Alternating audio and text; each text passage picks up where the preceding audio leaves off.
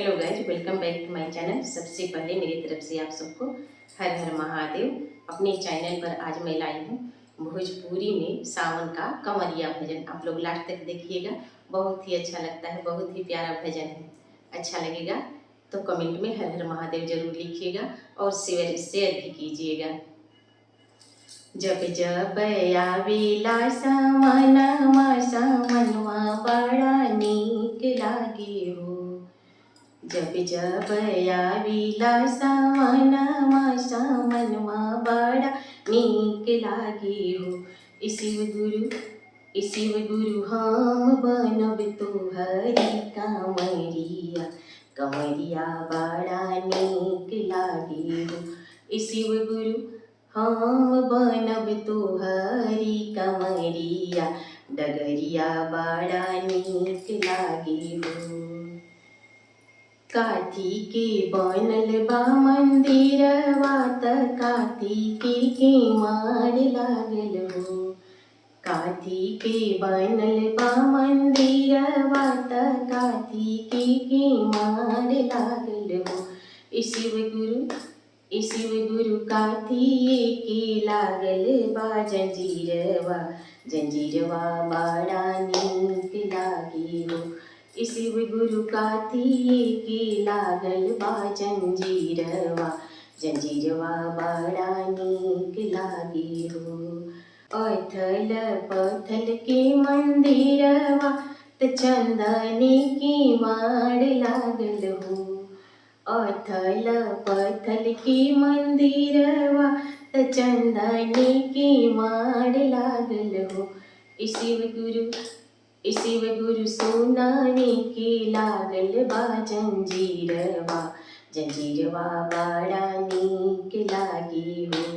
शिव गुरु सोनानी के लागल बा जंजीरवा, जंजीरवा बड़ा नीक लागे हो। केई चढ़ावे अक्षत फूलवा त केई बेला पतियानु हो। केई चढ़ावे अक्षत फूलवा त केई बेला पतियानु हो।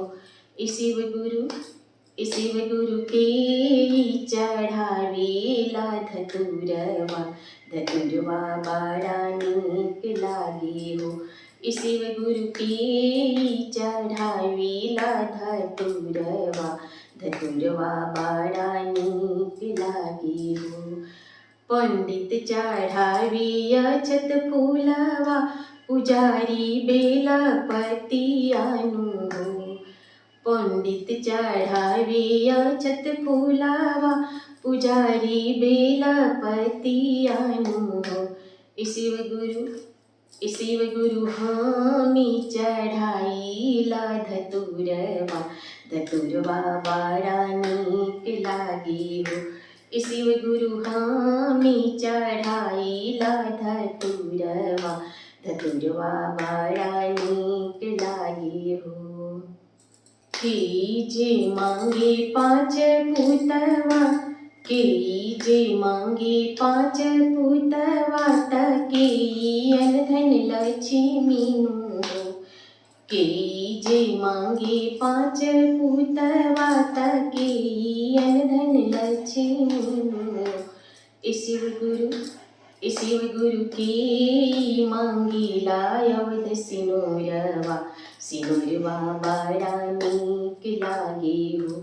शिव गुरु के जे मांगे अवध सिनुरवा, सिनुरवा बड़ा नीक लागे हो। पंडित मांगे 5 पुतवा, पुजारी अनधन लक्ष्मी हो। पंडित मांगे 5 पुतवा, पुजारी अनधन लक्ष्मी हो।